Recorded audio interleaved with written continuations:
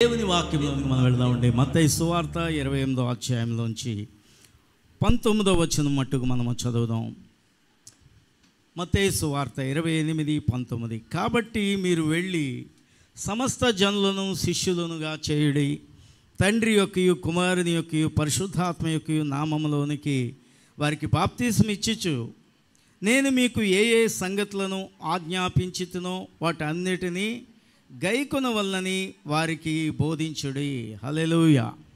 యేసు ప్రభువారు చిట్ట చివరిగా శిష్యులకి చెప్పిన బాధ్యతలు ఏంటంటే సమస్త జనులను శిష్యులనుగా చేయండి. సమస్త జనులకు సువార్తను ప్రకటించండి. సర్వ సృష్టికి వెళ్ళి సృష్టి ప్రజలందరికీ కూడా సువార్తను ప్రకటించి వాళ్ళని శిష్యులుగా చేసి మీకు నేను ఏమైతే చెప్పానో వాటన్నిటినీ వారు కూడా అనుసరించేలాగా చేయండి. మరి ఆయన చెప్పిన బోధ ఏంటి, లేకపోతే మరి ఆ విశేషాలు ఏంటి అని మనం చూసుకుంటే, శిష్యులుగా మారిన ప్రతి ఒక్కరూ కూడా మనకు ఒక పునాది అంటూ ఒకటి ఉండాలి. హల్లెలూయా. దేవుని సంఘానికి ఏముండాలండి? పునాది. పునాది అంటే ఫౌండేషన్ అంటాం కదా ఇంగ్లీష్లో. మరి ఫౌండేషన్ లేకపోతే ఏ నిర్మాణము అది నిలవదు. కాబట్టి దేవుని సంఘానికి కూడా కొన్ని పునాదులు ఉన్నాయి, సిద్ధాంతాలు ఉన్నాయి. అవేంటో ప్రతి విశ్వాసి కూడా నేర్చుకోవాలి. మరి పునాదులంటే పునాదుల కోసం మనము ధ్యానం చేసినప్పుడు కొరింథీయులకు రాసిన మొదటి పత్రిక 3వ అధ్యాయము 10వ వచనంలో ఓ మాట ఉంటుంది, చదువుదాం చూడండి. కొరింథీయులకు రాసిన మొదటి పత్రిక 3:10. దేవుడు నాకు అనుగ్రహించిన కృప చొప్పున నేను నేర్పరి అయిన శిల్పకారుని వలె పునాది వేసి తిని మరి ఒకడు దాని మీద కట్టుచున్నాడు. ప్రతివాడు దాని మీద ఎలాగో కట్టుచున్నాడో జాగ్రత్తగా చూచుకొనవలెను. హల్లెలూయా. ఎవరు పునాది వేశారని చెప్తున్నాడు ఇక్కడ? ఎవరేశారట? క్రీస్తు సంఘానికి పునాది ఎవరేశారండి? అపోస్తులైన పౌలు. ఎలాగ వేశాడట? నేర్పరి అయిన శిల్పకారుని వలె. హల్లెలూయా. పునాది ఎలాగ వేయాలి? నేర్పరి అయిన శిల్పకారుడు. పునాది వేయడానికి మేస్త్రి గారు వానికి నేర్పరితనం ఉండాలి, కొలతలు కావాలి, లెక్కలు ఉండాలి. లెక్కలు అవి లేకుండా పునాది ఎవరు వేయరు. మేస్త్రుల దగ్గర ఏముంటుంది చెప్పండి? ఏముంటుందండి? టేప్ ఉంటుంది, కొలనూలు ఉంటుంది, ఇంకా వాళ్ళ పరికరాలు. కొలతలు ముందు ఒక బిల్డింగ్ కట్టాలంటే ముందేం వేస్తారో తెలుసా? కొలతలు వేస్తారు.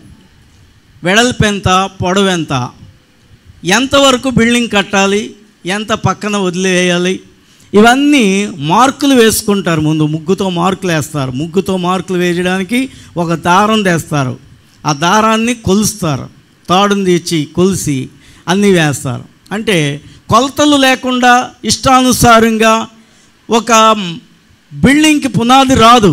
అలాగే దేవుని మందిరములో కూడా ఒక విశ్వాసిని కట్టడానికి, దేవుని మందిరాన్ని కట్టడానికి ఈ కొలతలు కాదు.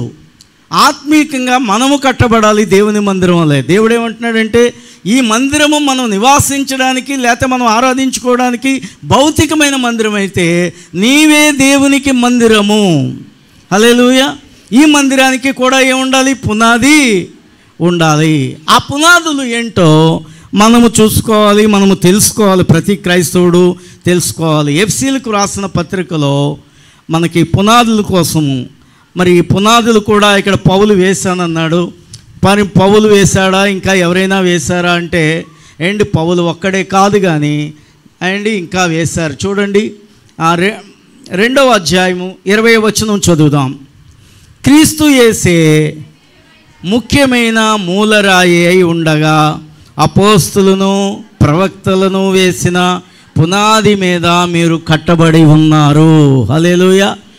పౌలు వేశాడు పునాది, ముఖ్యమైన చాలా విషయాలు పౌలు చెప్పాడు కాబట్టి ఏమంటున్నాడంటే, నేను నేర్పరి అయిన శిల్పకారుని వలె నేను సంఘానికి పునాది వేశాను, ఈ పునాది మీద మిమ్మల్ని మరలా ఎవరు ఎలా కడుతున్నారో చూసుకోండి అంటున్నాడు. ఇప్పుడు పౌలు ఇక్కడ పునాది కోసం చెప్తూ ఏమంటున్నాడంటే, పునాది రాళ్ళు ఉన్నాయి. పునాదికి ఎన్ని రాళ్ళు ఉన్నాయి? 7 రాళ్ళు ఉన్నాయి. ఎన్ని ఉన్నాయండి కదా? పునాదికి 7 రాళ్ళు ఉన్నాయని తెలుసా? చాలామందికి తెలియకపోవచ్చేమో. కానీ పునాది రాళ్ళు ఏంటంటే 7. ఇవన్నిటి కోసం మనం చక్కగా వివరంగా తెలుసుకుందాం. జాగ్రత్తగా దేవుని మాటలు వినండి, కావాలంటే రాసుకోండి. మొట్టమొదటి ముఖ్యమైన మూలరాయి ఎవరంటే క్రీస్తు యేసే మూలరాయి అంటున్నాడు. హల్లెలూయా. 7 రాళ్ళ మొదటి రాయి ఏంటి? క్రీస్తు యేసేనే రాయి. అంటే ఏంటో తెలుసా? క్రీస్తు యేసు సువార్తలలో బోధించిన ఉపదేశమే మొదటి రాయి. దేవునికి స్తోత్రం. రాళ్ళేంటి అంటే బోధ రాయి లాంటిది ఏంటి? యేసు ప్రభువు వారు సువార్తల ద్వారా చెప్పిన మాటలన్నీ కూడా, ఇంకా చెప్పాలంటే అపోస్తులు వేసిన, ప్రవక్తలు వేసిన, అది కూడా ఎవరు చెప్పిన మాటలు? దేవుడు చెప్పిన మాటలే. అందుకనే మూలరాయి ఎవరంటే క్రీస్తు యేసే. దేవునికి స్తోత్రం చెల్లిందాం. మూలరాయి ఎవరు? యేసు ప్రభు వారే. క్రీస్తు యేసు అనే మూలరాయి ఏంటి? మూలరాయి. ఇప్పుడు అంటున్నాడు, అపోస్తులను ప్రవక్తలను వేసిన పునాది మీద మీరు కట్టబడి ఉన్నారు. ప్రతి కట్టడమును ఆయనలో చక్కగా అమర్చబడి ప్రభువునందు పరిశుద్ధమైన దేవాలయమగుటకు వృద్ధి పొందుచున్నది. ఆయనలో మీరు కూడా ఆత్మ మూలముగా దేవునికి నివాస స్థలమై ఉండుటకు కట్టబడుచున్నారు. దేవునికి స్తోత్రం. మనం అందరం ఎవరమట? మనల్ని దేవుడు దేవాలయంతో పోలుస్తున్నాడు. ఆత్మ మూలముగా కట్టబడుచున్నామట. ఎప్పుడు మనం ఆత్మ మూలముగా కట్టబడతామంటే దేవుడు వేసిన పునాది రాయి ఏంటో తెలుసుకోవాలి. ఆది అపోస్తులు లేకపోతే ప్రవక్తలు వేసిన పునాది మీద మనం కట్టబడితేనే మనము దేవుని మందిరం అవుతాము. హల్లెలూయా. దేవుడట ఎక్కడ నివసిస్తాడట? నీ దేహం అనే దేవాలయంలో నేను నివసిస్తాను అంటాడు. హల్లెలూయా. దేవుని మందిరం ఎందుకు? దేవుడు నివసించడానికి, మనము ఆరాధించుకోవడానికి. అలాగే దేహం అనే దేవాలయముగా మనం కట్టబడాలంటే, మనం దేని మీద కట్టబడాలంటే అపోస్తులు ప్రవక్తలు వేసిన పునాది, అలాగే క్రీస్తు యేసు అనే మూల రాయి మీద మనము కట్టబడాలి. హల్లెలూయా. అంతే అండి. దేవునికి స్తోత్రం. అయితే ఇది మనం బాగా గుర్తుపెట్టుకోవాల్సిన విషయాలు. కొన్ని వాక్యం ఎప్పుడూ మర్చిపోలేని విషయాలు కొన్ని ఉంటాయి ఏంటి? అవి బండగా మన హృదయంలో గుర్తుండాలి. 1-2 అలా మర్చిపోయినా చెప్పేటప్పుడు గుర్తుకొచ్చేస్తాయి అనుకోండి. ఏంటి? ముందు విన్న వాళ్ళకి. ఇంతకీ 7 రాళ్ళు అన్నాను కదా. నేను పునాది వేసేటప్పుడు ఎన్ని రాళ్ళు వేస్తాను? ఏందండి? 7 ఏదో సెంటిమెంట్ ఏమో పాస్టర్ గారికి అనుకుంటారు. కానీ నాకు ఈ వాక్యం తెలియకముందే ఎందుకో 7 రాళ్ళు వేసాను. ఈ వాక్యం నాకు తెలియదు అప్పటికి. కానీ 7 రాళ్ళు వేస్తే మంచిది అనిపించింది హృదయంలో. దేవునికి స్తోత్రం. కొన్ని విషయాలు నాకు తెలియకుండానే నేను చేయటాన్ని బట్టి, అవన్నీ బైబిల్స్లో ఉండటాన్ని బట్టి నేను సంతోషించాను. దేవునికి స్తోత్రం చెల్లిన. చాలామంది 3 రాళ్ళు వేస్తారు, తండ్రి కుమార పరిశుద్ధాత్మ అంటూ. అది మంచిదే. ఎన్ని రాళ్ళు వేసాం, లేకపోతే ఈ ఇంటికి ఎన్ని రాళ్ళు వేసాం అన్నది కాదేమో. కానీ అసలు 7 రాళ్ళు అనేది బైబిల్ గ్రంథంలో మనకి కనబడుతుంది. పునాది రాళ్ళు ఎక్కడ కనబడతాయంటే హెబ్రీలకు రాసిన పత్రిక 6వ అధ్యాయంలో మనకు కనబడుతుంది. హెబ్రీలకు రాసిన పత్రిక చాలా పవర్ఫుల్ పత్రికలన్నిటిలో. అది హెబ్రీలకు అంటే యూదులకు చెప్పాడు. యూదులంటే ధర్మశాస్త్రం నెరిగిన వారు. అందుకని వాళ్ళకి చాలా గట్టి ఫౌండేషను పౌలు ద్వారా దేవుడు వేయించాడు. దేవునికి స్తోత్రం చెల్లిందాం. అందులోనే మనకు పునాది రాళ్లను గూర్చి 6వ అధ్యాయంలో కనబడుతుంది. 6వ అధ్యాయాన్ని మొదటి నుండి చదువుదాం. చూడండి. కాబట్టి నిర్జీవ క్రియలను విడిచి మారు మనసు పొందుటయు, అది మొట్టమొదటి రాయి అన్నమాట. అంటే క్రీస్తు రాయిని ప్రక్కన పెడితే పోనీ అది 1వ రాయి అనుకుంటే, 2వ రాయి ఏంటంటే మారు మనసు ఏం విడిచిపెట్టి పొందాలి? నిర్జీవ క్రియలను విడిచి మారు మనసు పొందుట అనేది రెండవ రాయి. మూడో రాయి ఏంటో తెలుసా? దేవుని యందలి విశ్వాసమును అనే దగ్గర అండర్లైన్ చేసుకొని అది మూడవ రాయి. తర్వాత బాప్తిస్మములను గూర్చిన బోధ అనేది అండర్లైన్ చేసుకుంటే అది ఎన్నో రాయి అండి? 4వ రాయి. హల్లెలూయా. తర్వాత హస్త నిక్షేపణము అనేది మరొక రాయి, అది 5వ రాయి. తర్వాత మృతుల పునరుద్ధానము అనేది 6వ రాయి. తర్వాత నిత్యమైన తీర్పు అను పునాది మరలా వేయక అంటున్నాడు. దేవునికి స్తోత్రం. ఇవన్నీ ఏంటి? ఒక్కొక్కటి చెప్పి అనే పునాది అంటే 7 రాళ్ళు కలిపితేనే పునాది. హల్లెలూయా. పునాదిలో ఎన్ని రాళ్ళు ఉన్నాయి? క్రీస్తు యేసు అనే మూలరాయి ఒకటి, రెండవది మారు మనసు అనే రాయి, మూడవది విశ్వాసం అనే రాయి, నాలుగవది ఏంటి? ఆ బాప్తిస్మములను గూర్చిన బోధ అనే రాయి, ఐదవది ఏంటి? హస్త నిక్షేపణము, తర్వాత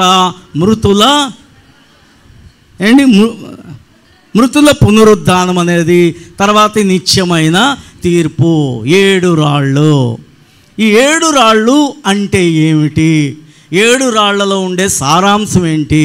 ప్రతి విశ్వాసి ఏంటి తన హృదయంలో వీటన్నిటిని గూర్చి తెలుసుకొని ఆ విధముగానే మనం ఉంటే అప్పుడు మనము పునాది మీద కట్టబడిన ఒక మందిరము అవుతాము. దేవునికి స్తోత్రం చెల్లిందాం. ఫౌండేషన్, చదువుకి ఫౌండేషన్ ఉంటుంది ఏంటి? చదువుకి ఫౌండేషన్ ఏంటి చెప్పండి? వాళ్ళు వీళ్ళు ఏంటి అనుకున్నారు? వాళ్ళు వీళ్ళు రాకుండా ఎవడైనా చదవగలరా? ఫౌండేషన్ ఏంటి?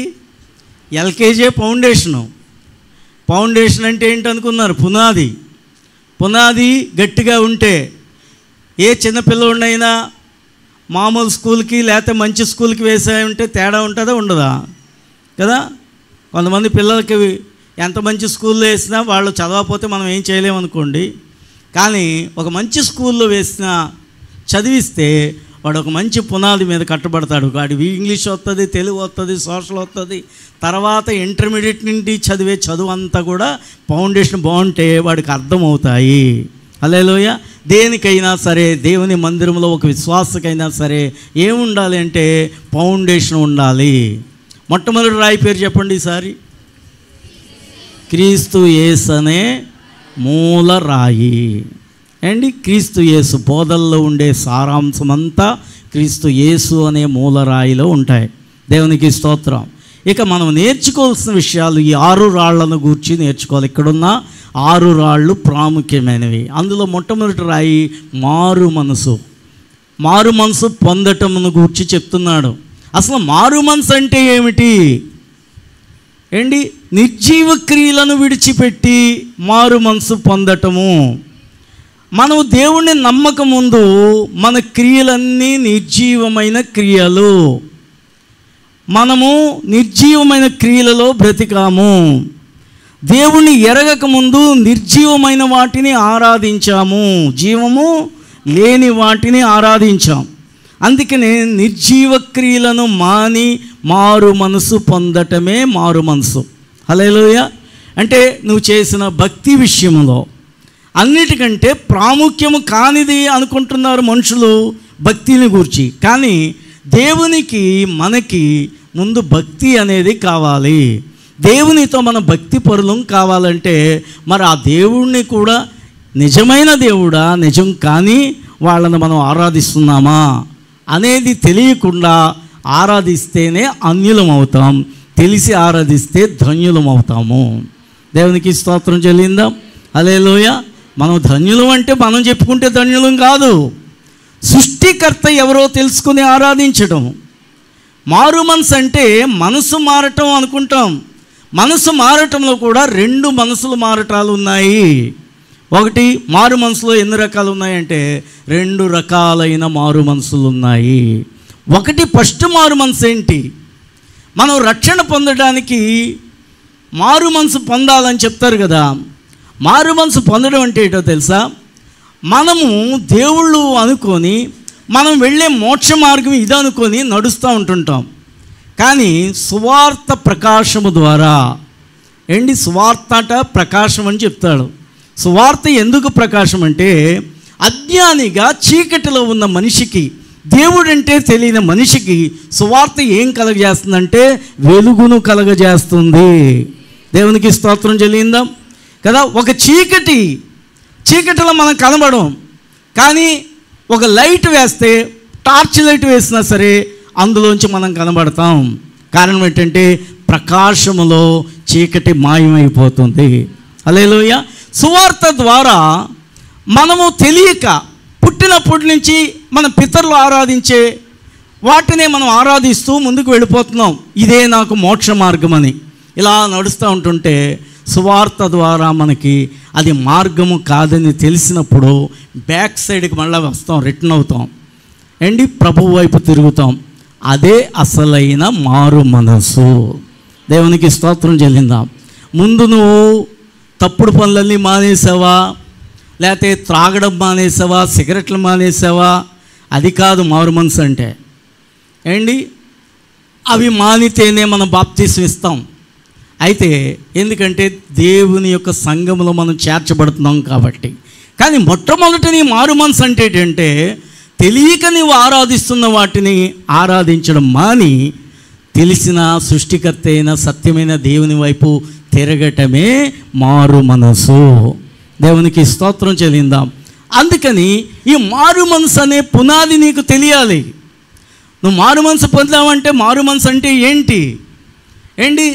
దీనిని ఏమంటారంటే జీవార్థమైన మారు మనసు. అంటే మనం నిత్య జీవితాన్ని పొందటం కోసమైన మారు మనసు.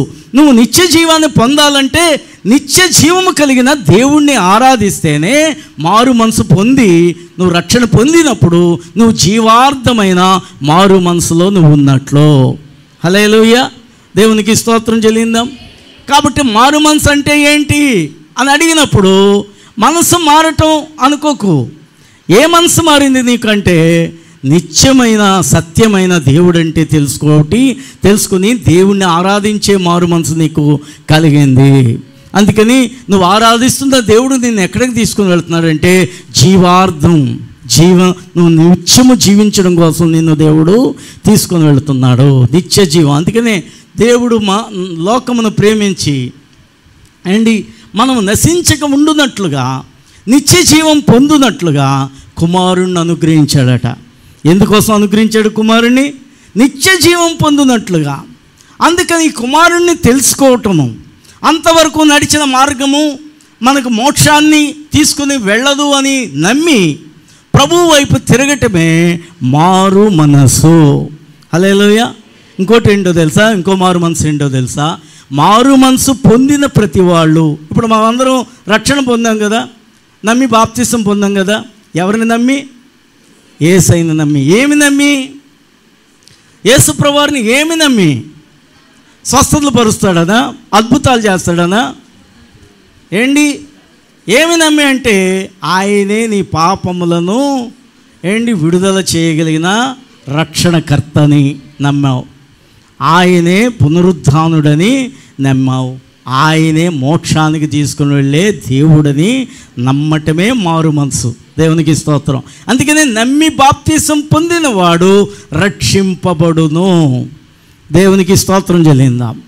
ఇక రక్షణార్థమైన మారు మనసు అంటే ఏంటంటే నువ్వు రక్షణ పొందావంటే రక్షింపబడ్డావు. కానీ రక్షణ నువ్వేం చేసుకోవాలంటే కొనసాగించుటకు కూడా నీ మనసు మార్చుకుంటూ ఉండాలి. దేవునికి స్తోత్రం.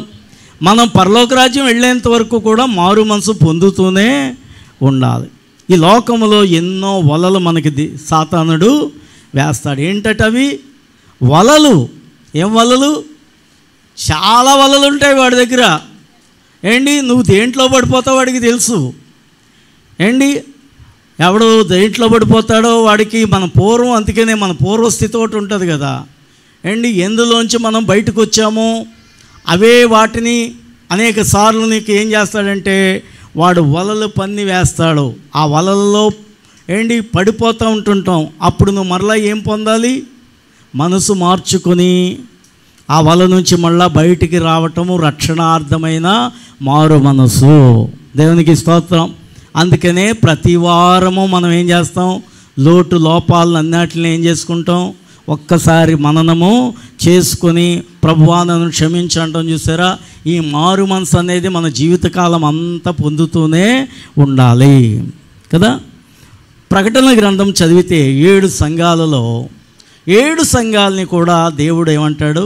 మీ క్రియలు బాగున్నాయి, కొన్ని క్రియలు బాగలేదు, మారు మనసు పొందండి. అదే రక్షణార్థమైన మారు మనసు. అది అన్యులకు దేవుడు చెప్పట్లేదు. అది ప్రకటన గ్రంథం అంటే అన్యులకు కాదు. అసలు పత్రికలు అన్యులకు కాదు. ఎవరికి? నీకు నాకే. ఈ పత్రికల్లో అందుకనే అంటున్నాడు, నేను నేర్పరి అయిన పునాది వేశాను అంటున్నాడు పౌలు. పత్రికలు ఎక్కువ రాశాడు కాబట్టి అతనికి ఆ యొక్క మాట అనుకునే హక్కు ఉంది. అది తప్పు కాదు. అతనే కాదు, పేతురు రాశాడు. అందుకనే దేవుడు ఏమన్నాడంటే పునాది అనేటప్పటికి పౌలు చేత దేవుడు రాయించాడు. మళ్ళా ఏమని? అపోస్తులు వేసిన పునాది మీద. మనోడు నేను ఒక్కడిని అనుకుంటున్నాడని మళ్ళీ దేవుడు ఏం చేశాడు? అపోస్తులు వేసి నేను ఒక్కడనే పాటగాడిని అంటే సరిపోద్దా అండి? మీరే అంటారు ఇంకోళ్ళు లేరా అని 3 పేర్లు చెప్తారు. కాబట్టి అలాగా నేను పాటగాడిని అనుకొని నేను ఒక్కడనే పాటగాడిని అనకూడదు. నేను పాటగాడిని అంటే సరిపోదు. కానీ అక్కడ అనడానికి కూడా హక్కు ఉంది. ఏంటంటే మొత్తం 27 పుస్తకాల్లో పౌలే క్రొత్త నిబంధనలో పునాదులు వేసినట్లుగా మరి ఎక్కువ మనకి సారాంశం కనబడుతుంది. హల్లెలూయా. కాబట్టి ఈ పత్రికలు చదువుతుంటుంటే ప్రకటన గ్రంథము విశ్వాసులకి, అది సంఘాలకి చెప్తున్నాడు. అందుకని మనం ఏం పొందాలి? మారు మనసు పొందుతూనే ఉండాలి. ఎప్పటికప్పుడు మనం చేసే తప్పులను ఏం చేసుకోవాలి? మనం సవరించుకోవాలి. ఈ అవకాశం దేవుడు మనకిచ్చాడు. దేవునికి స్తోత్రం చెల్లిందాం. ఎన్నిసార్లు పడిపోయినా, అందుకని అంటాడు 70 మార్లు పడిపోయినా దేవుడు క్షమిస్తాడంటే క్షమిస్తాడు. నువ్వు క్షమించమనే అవకాశం నీకు ఉన్నంతకాలం క్షమిస్తాడు. దేవునికి స్తోత్రం. అందుకని చేసిన తప్పులే చేయమని దేవుడు చెప్పట్లేదు. అందుకని కొన్ని ఉదాహరణలు చెప్తాడు. కుక్కకట ఒక అలవాటు ఉంటుందట. ఏం అలవాటు చెప్పండి? చాలా మంచి అలవాటు అది. కుక్క వాంతిని చేసుకుని వాంతి తింటుందట. అలాంటి జంతువు ఇంకేది పంది కూడా తిందేమో అలాగా. అందుకని అలాంటి బ్రతుకు వద్దు అని దేవుడు చెప్తున్నాడు మనకి. ఆ మాట ఒకటి చాలదు, సరిపోద్దా? మరి పాస్టర్ గారు చెప్పారు ఎప్పుడైనా క్షమిస్తాడట. 70 మార్లు పడిపోయినైనా క్షమిస్తాడంటే దాన్ని ఆసరాగా తీసుకుని అలా చేస్తామా మనం? మనకేముండాలి? బుద్ధి ఉండాలి కదా. బుద్ధి ఎక్కడికైనా ఆచెళ్ళిపోయిందా చెప్పండి? మా శ్రేయుగడు అనేవాడు బుద్ధి లేదా అంటే బుద్ధి ఆచెళ్ళిందని. ఆడికి ఎంత తెలివో ఇంకా బాగా చందోడు. మరి నీ బుద్ధి ఎక్కడికి వెళ్తుంది? ఆచెళ్ళిపోయిందా? ఊరెళ్ళిపోయిందా? బుద్ధి కలిగి మనం జీవించాలి. దేవునికి స్తోత్రం. హల్లెలూయా. మారు మనసు అంటే అది ఎంతమందికి అర్థమైంది చెప్పండి? 1 ప్రభు వైపు తిరగటమే మారు మనసు. అది మన జీవార్థమైన జీవం పొందుకోవడానికి, నిత్య జీవంలో ఉండటానికి యోగ్యకరమైన మారు మనసు అది. రెండవది, మన మనసు ఎప్పుడైతే పాడైపోతుందో, మనం ఎప్పుడైతే అపవిత్రులం అవుతున్నామో, ఆ దుమ్మి ధూళిని కడుక్కుంటూ ప్రభువుని రక్షణార్థమైన మారు మనసుని ఇమ్మని మనం ప్రార్థన చేసుకుంటూ ముందుకు సాగడము రక్షణార్థమైన మారు మనసు. ఇది పునాది రాళ్లలో క్రీస్తు యేసు అనే మూలరాయి అనే పునాది ప్రథమ రాయి అయితే, ఇది పునాది అపోస్తులు ప్రవక్తలు వేసిన ఆ బోధ నుంచి వచ్చిన రాయి మారు మనసు.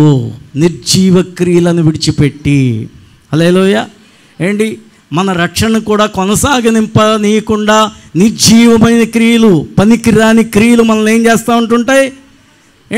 మన రక్షణార్థమైన మారు మనసును దెబ్బ కొడుతూ ఉంటుంటాయి.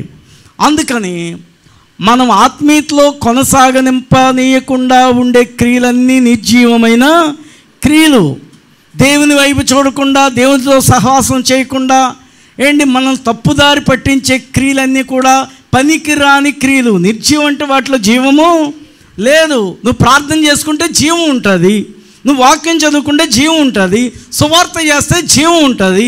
నువ్వు జీవార్థమైన క్రియలతో నువ్వు ఉన్నట్లు పనికిరాని క్రియలు చేసుకుంటూ పనికిరాని వాటితో కాలక్షేపం చేసావు అనుకో, నువ్వు నిర్జీవమైన క్రియలలో ఇంకా ఉన్నట్లే.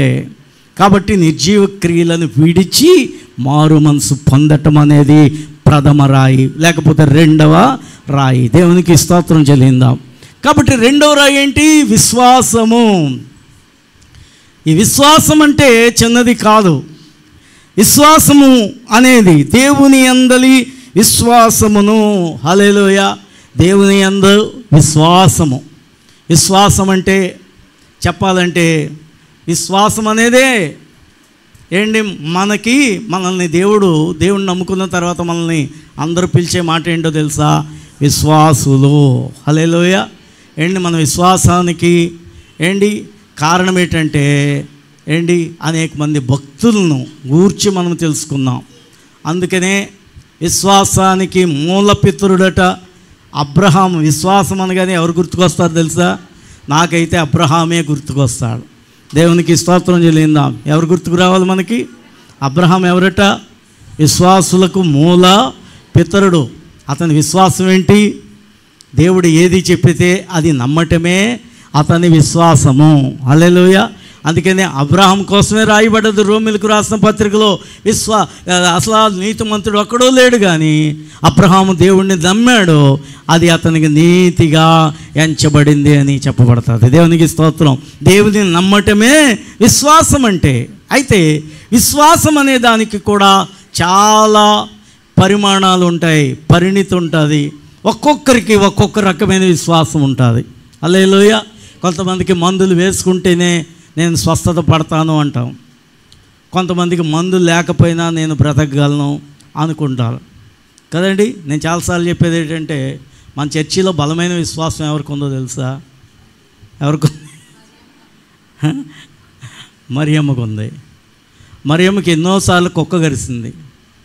కుక్క కరిసినా సరే ఆవిడ సరిగ్గా మందులు వాడదు కదండి. జ్వరం వచ్చినా మందులు వాడదు, ఏమొచ్చినా మందులు వాడదు.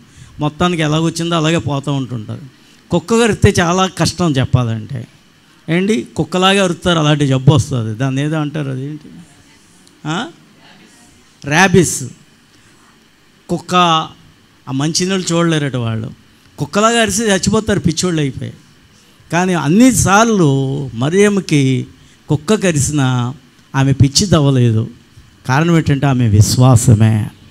అందుకనే విశ్వాసం అంటే విశ్వాసుల వీరుల చరిత్ర మీరు బాగా బాగా చదువుకోవాల్సిన పుస్తకం అది.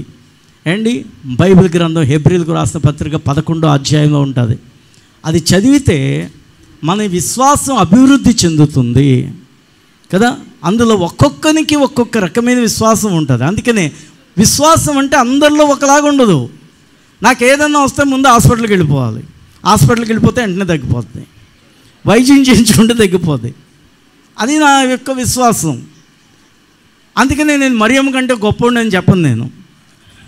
కాబట్టి ఆమె విశ్వాసం నా విశ్వాసం కంటే గొప్పది అనుకుంటాను నేను.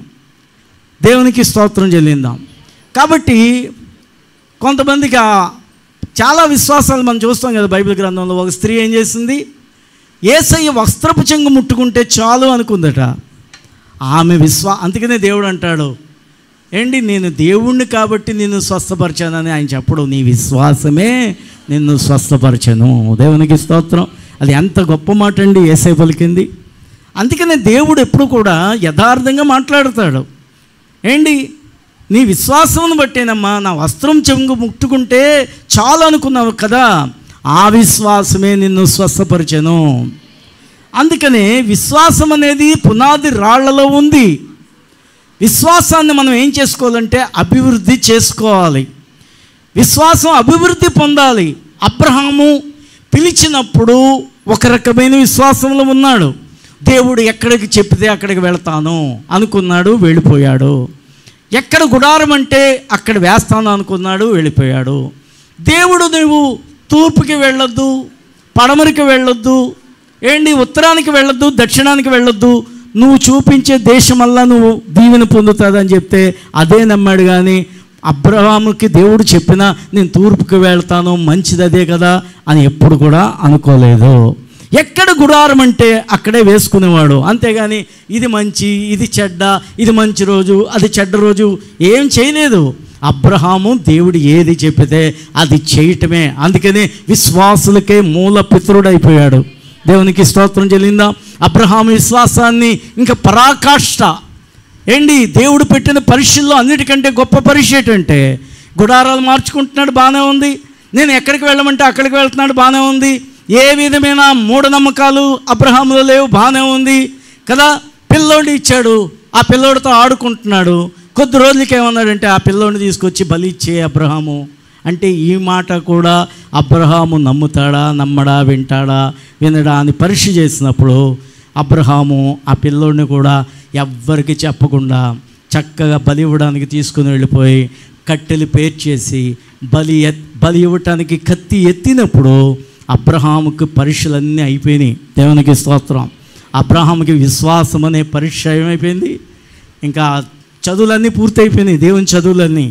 అందుకనే అబ్రహాము విశ్వాసులకు మూల పితరుడయ్యాడు. దేవునికి స్తోత్రం.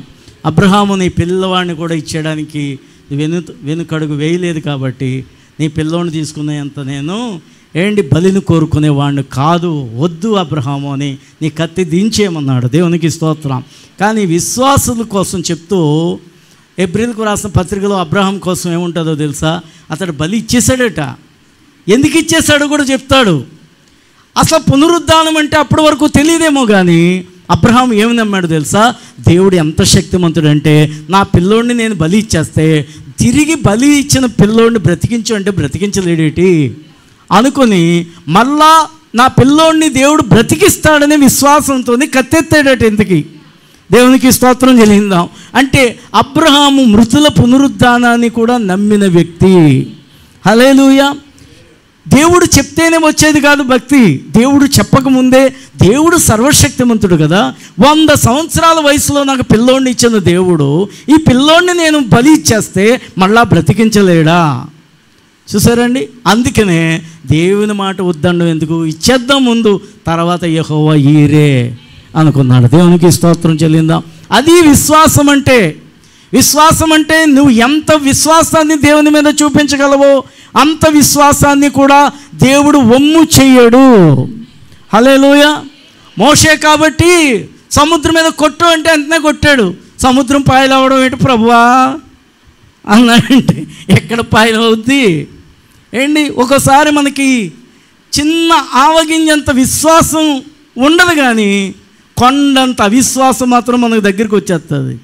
ఈ జబ్బుతో నువ్వు స్వస్థపడతావా? పిచ్చేటి, దేవుడు స్వస్థపరచగలడా అన్నాడు అనుకో సాతానుడు. ఆ మాటకు లొంగితే నీ విశ్వాసం పోయినట్లే. చూసారండి. విశ్వాసం గురించి చెప్పాలంటే ఒక 10 నిమిషాలు 20 నిమిషాలు ఏమీ సరిపోదు. పేతురు నన్ను కూడా నీళ్ల మీద నడపగలవా ప్రభువా అంటే, నువ్వు నడవలేవా, నా వైపు చూడు అన్నాడు. చూస్తున్నవాడు గాలి రాగానే పక్కకు తిరిగాడంటే, గాలి రాగానే సగం మంది ఆగిపోయారు. వర్షం రాగానే కొంతమంది ఏమైపోతారు, మనకి సాయంకాలం ఉంది కదా అనుకుంటా. సాయంకాలం ఆరాధన ఉంది కదా, వర్షం అయినా తడిసిపోతుంది, ఏం మొక్క ములిసేస్తాను అనుకుంటూ ఇక్కడ కూర్చోగలం. వెంటనే ఫ్యాన్లు వేస్తారు, ఆరిపోతాయి, హ్యాపీగా ఉంటాం.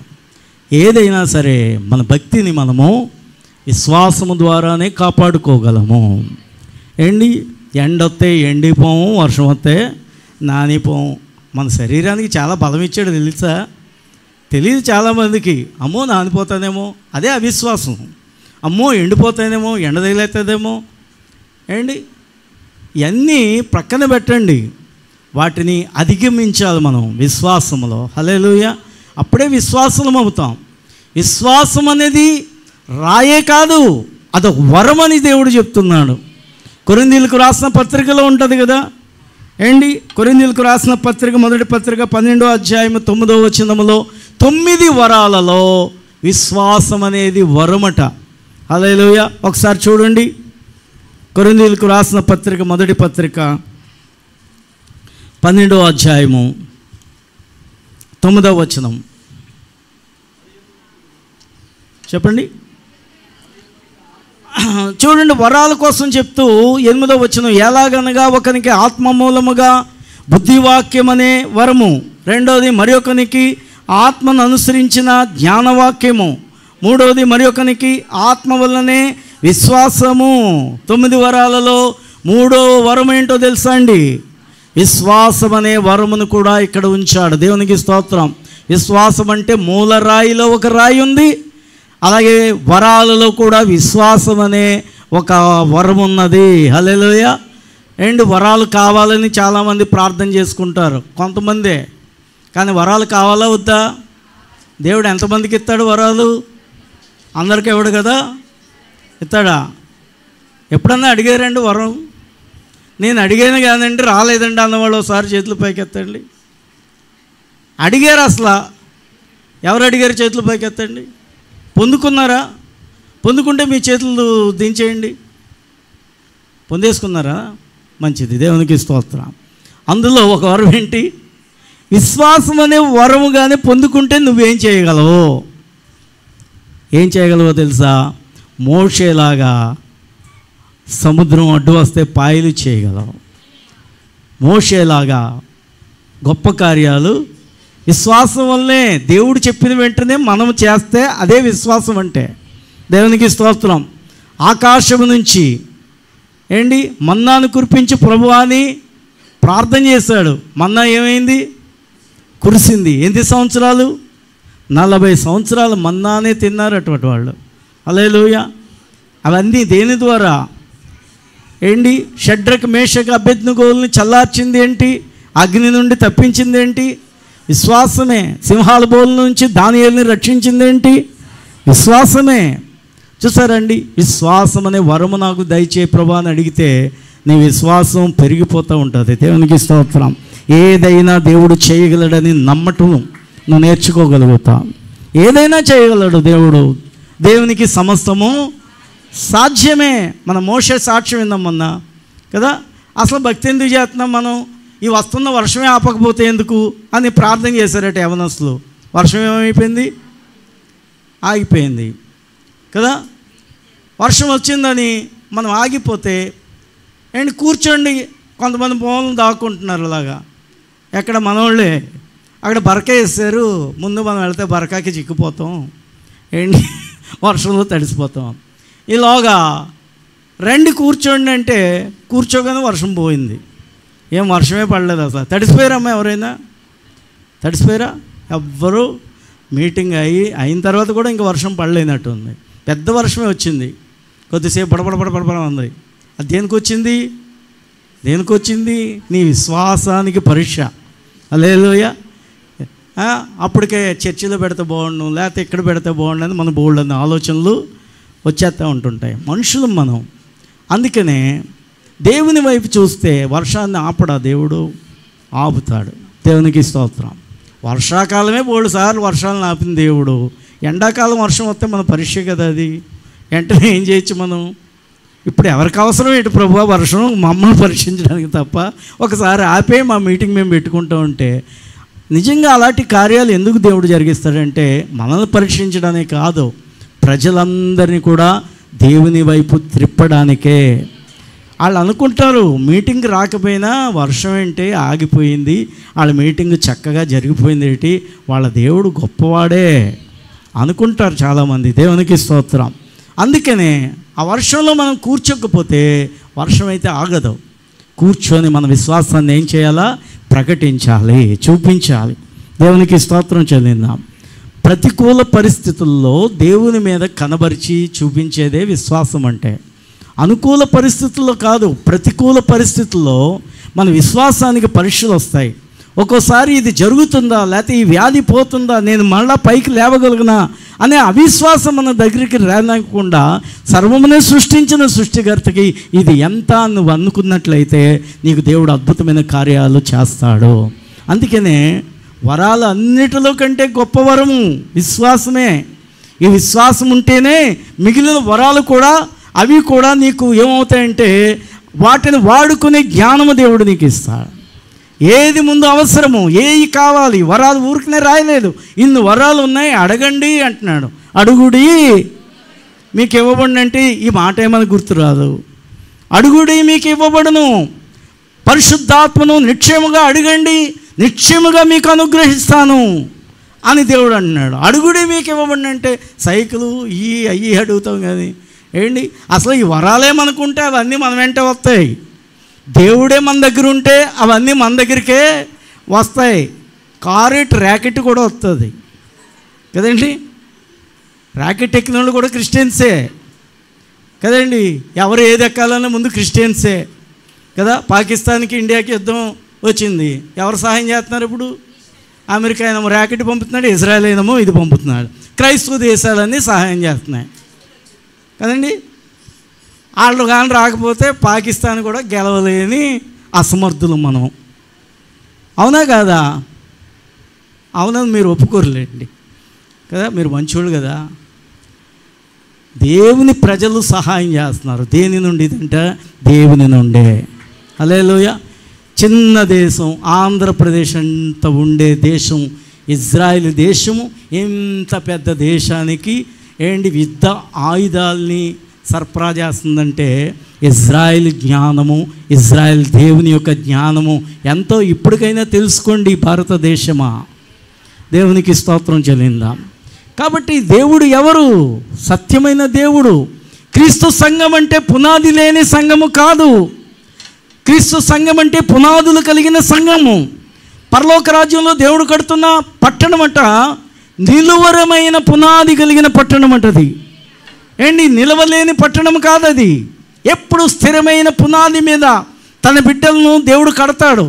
అందుకనే దేవుడు వేసిన పునాది మీద ఎవడైతే కట్టబడతాడో వాడు ఏ కష్టం వచ్చినా సరే చలించిపోడు, ఏ ఖడ్గం వచ్చినా చలించిపోడు. దేవుని యొక్క సమస్తమైన విషయాల్లో కూడా దేవుని నామాన్ని మహిమపరుస్తూనే ఉంటాడు. అందుకనే క్రైస్తవులు మారిపోరు ఎందులోకి. ఎందుకంటే ఇది పునాది మీద కట్టబడిన పట్టణము, పునాది మీద కట్టబడుతున్న పట్టణము.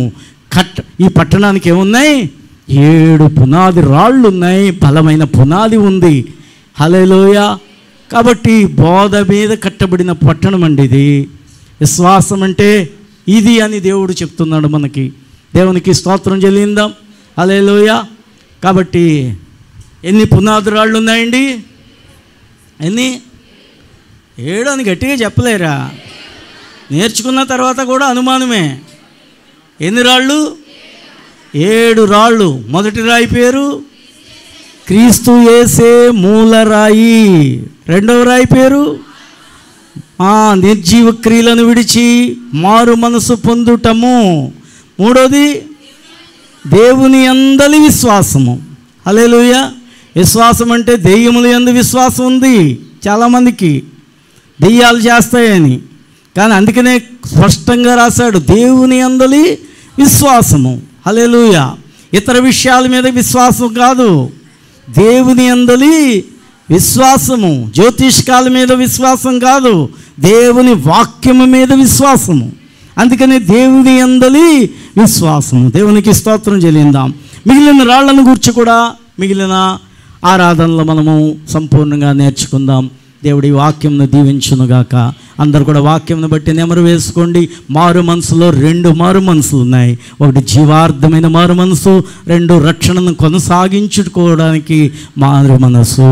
హల్లెలూయా. రక్షణను కొనసాగించుకునే మారు మనసు మనం అస్తమానం పొందుతూనే ఉండాలి. కానీ నిర్జీవ క్రియలను విడిచిపెట్టి ఒకసారి మనం మారు మనసు పొంది రక్షణ పొందాము, అది మారు మనసు. దేవునికి స్తోత్రం.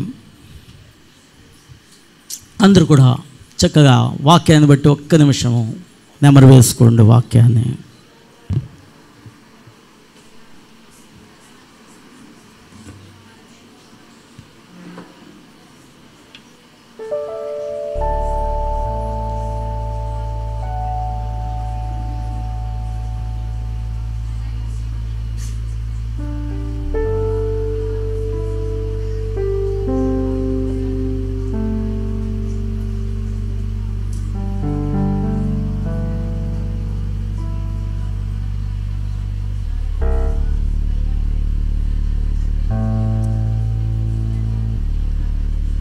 ప్రతి ఒక్కరూ నోరు తెరిచి చిన్న ప్రార్థన చేసుకోండి. ప్రతి ఒక్కరు కూడా నెమరు వేసుకోవాలి. వాక్యాన్ని ఎప్పుడు నెమరు వేసుకొని ప్రభువా మాకు తెలియజేసిన వాక్యమును బట్టి నిన్ను స్తుతిస్తాం. అందుకని శిష్యులతో అంటున్నాడు, మీకు నేను ఏ సంగతులు వివరించానో అవన్నిటినీ ప్రతి ఒక్క విశ్వాసకి నేర్పించాలి. ప్రతి ఒక్క విశ్వాసిని సంపూర్ణంగా వెలిగించాలి. దీపవృక్షం సమానంగా వెలగాలి. ప్రతి ఒత్తును సవరించాలి. ఏ దీపము చిన్నది కాకూడదు, ఏ దీపము ఆరిపోకూడదు. సంగమనగా ప్రతి ప్రదీపము వెలిగించబడటమే సంగము. దేవుని వాక్యమే మనల్ని వెలిగించేది.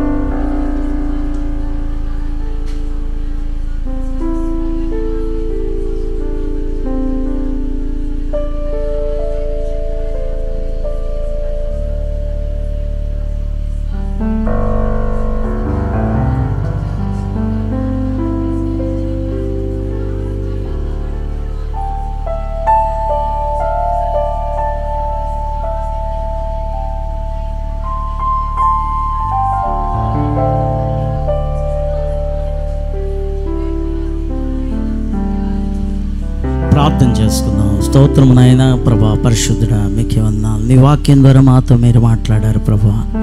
తెలుసుకోవాల్సిన విషయాలు మాకు నేర్పిస్తున్నందుకు వందనాలు.